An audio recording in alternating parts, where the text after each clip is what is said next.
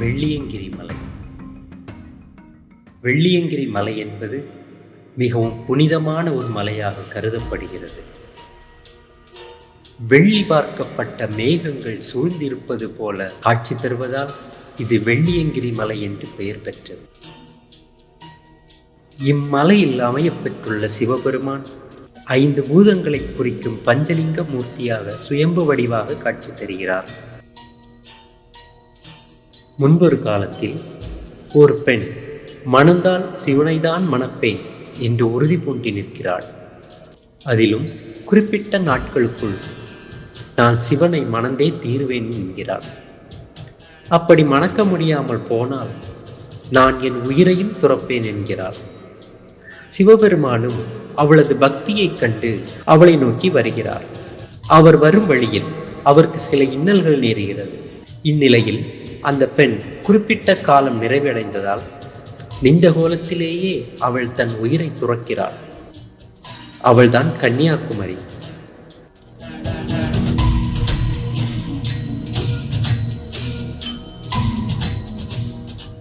ஆம், இன்றும் பாரத தேசத்தின் தென்கோடியில் தென்முனையில் வீற்றிருக்கும் குமரியானவள் கன்னியாகுமரியாக அனைவருக்கும் அருள் பாலிக்கிறார். தன் பக்தியை காப்பாற்ற முடியாததால் மனமுடைந்த சிவன் தன் கவலைகளை குறைக்க ஒரு இடத்தை தேடுகிறார். அப்படி அவர் கண்டறிந்த இடம்தான் வெள்ளியங்கிரி மலை.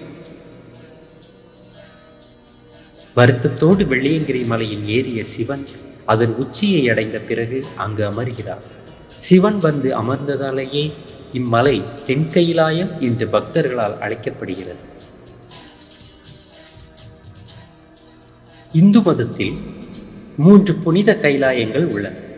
முதல் கைலாயம் வடதுருவத்தில் கடலுக்கு நடுவே உள்ளதினால் பக்தர்கள் அங்கு செல்ல இயலாது. இதுவே வட கைலாயம் ஆகும். மத்திய கைலாயம் 2வது கைலாயம். இது இமயமலையில் அமைந்துள்ளது.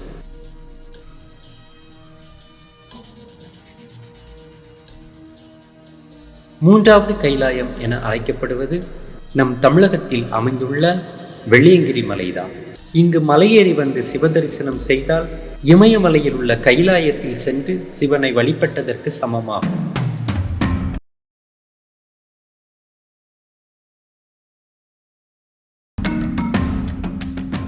இம்மலையின் அடிவாரத்தை பூண்டி என்று அழைக்கின்றனர்.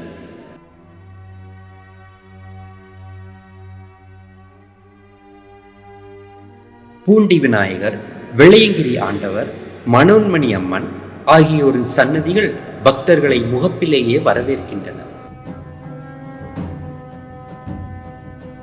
7 மலைகளை அடக்கிய தொடர்தான் வெள்ளியங்கிரி மலை. 7வது மலைக்கு சென்றால்தான் எம்பெருமானை தரிசிக்க முடியும்.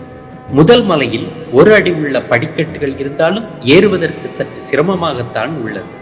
மூலிகை வாசத்துடன் வீசும் குளிர்ந்த காற்றும், ரம்யமான சூழலும், பறவைகள் மற்றும் வண்டுகள் எழுப்பும் மெல்லிய ஒலியும் நம் மனதிற்கும் உடலுக்கும் புத்துணர்ச்சியை கொடுக்கிறது.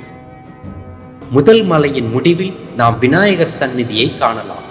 முழுமுதற் கடவுளை தரிசித்துவிட்டு 2ஆம் மலை ஏற வேண்டும்.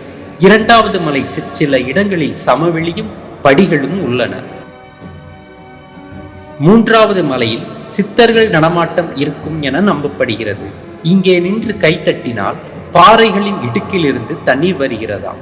4வது மலையும் 5வது மலையும் நடந்து போக எளிதாகவும் பக்தர்கள் தங்களை ஆஸ்வாசப்படுத்திக் கொள்ள ஒரு வாய்ப்பையும் வழங்குகின்றன. வெள்ளை நிற மணலை கொண்ட 6வது மலை நீலியாற்றில் சேர்கிறது. இந்த வெள்ளியங்கிரி மலை 6 சிகரங்களை கொண்டது.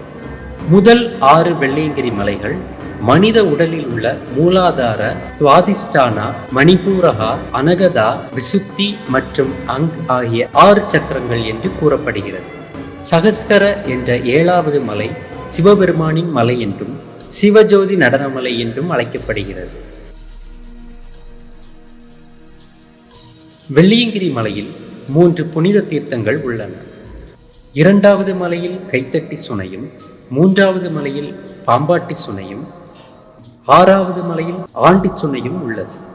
இந்த ஆண்டி சுனை தென் கைலாயத்தின் மானசரோவர் என்று அழைக்கப்படுகிறது.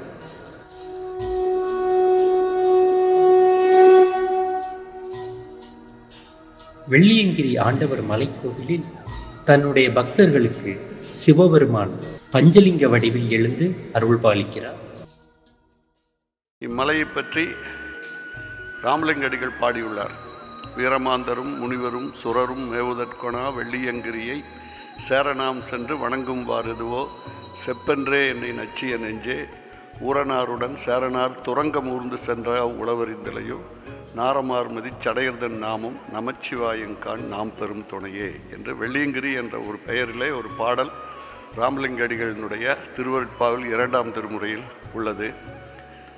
அது தவிர கச்சியப்ப முனிவர் பாடிய பேரூர் புராணத்தில் வெள்ளியங்கிரியினுடைய தலத்தினுடைய பல்வேறு விண்மிதங்களை அவர் விரிவாக கூறுகிறார். வெள்ளியம்பல தாட்டையர் முதலே வேதநாடரும் விழுப்பரும் துணையே வள்ளி கேள்வனை உயிர்த்தமா மணியே வானவர்க்கறியாத வானவனே புள்ளிமான் கரத்தேந்தும் வித்தகனே புடை நெருங்கு பூதப்படையானே தள்ளியம் விடை அருள்நடங்காட்டாய் சங்கரா சயசய போற்றி என்று சொல்லுகிறார். நாரதன் வந்து வெள்ளியங்கிரியில் வழிபட்டு சென்றதாக அவர் தெரிவிக்கின்றார். தன்னார்மதியும் தழல்வாளரவும் சடிலத்தனியும் தலைவா சரணம் பண்ணாரிசையும் பகைமான் குரலும் படசெஞ்ச விநாயகனே சரணம் பெண்ணாமுமையும் நீயானுருவும் பிணையும் திருமேனியனே சரணம் விண்ணாடவரும் மன்னவரும் பணியும் வெள்ளிக்கிரி வேதியனே சரணம் என்று நாரதன் வழிபட்டதாக கூறுகின்றார். இவ்வாறு பல்வேறு சிறப்புகளை பெற்ற இத்தலத்தின் முக்கியமான பெருமை இங்கு எல்லாமே இயற்கையாக அமைந்துள்ளதுதான். உச்சியில் உள்ள கோவில் ஒரு குகை போன்ற வடிவத்தில் இருக்கும். அதன் மேல் ஒரு 200 அடி உயரத்துக்கு ஒரு பெரிய பாறை கோபுரத்தை போன்று அமைந்துள்ளது. பின்புறமாக சென்று முன்புறம் வருவதற்கு ஒரு தோரண வாயில் போன்ற தோரணக்கல் என்கின்ற ஒரு வடிவம் அங்கு அமைந்துள்ளது. மனிதனால் செய்யப்பட்ட எந்த வடிவமும் மேலே இல்லை என்பது குறிப்பிடத்தக்கது. மலை மீது சென்று வழிபடுவதற்கு முடியாதவர்களுக்காக ஒரு 300-400 ஆண்டுகளுக்கு முன்பாக அடிவாரத்தில் ஒரு கோயில் அமைக்கப்பட்டது. இப்பொழுது அடிவாரத்தில் இருக்கக்கூடிய மூலவர் சுயம்புவும் அல்ல, உளியால் செதுக்கப்பட்டதும் அல்ல. அதற்கு முன்பு இங்கிருந்த ஒரு லிங்கம் பெருமழையில் அடித்து செல்லப்பட்ட காரணத்தினால் அதற்கு பதிலாக என்ன செய்வது என்று சொல்லும்போது இங்கு இருக்கக்கூடிய மலைஜாதி மக்கள் ஒரு இருளர் என்ற இடத்தைச் சேர்ந்த ஒருவருக்கு சன்னதம் வந்து அவர் இங்கே இருக்கும் ஈசா பகுதி தானிக்கண்டியில் போய் அங்கே ஒரு நீலி ஆற்றில் குதித்து இப்போ உள்ளிருக்கிற மூர்த்தியை எடுத்து வந்தார். அது இயற்கையான வடிவம். இன்று வரை அதில் தான் பூஜை நடந்து கொண்டிருக்கிறது.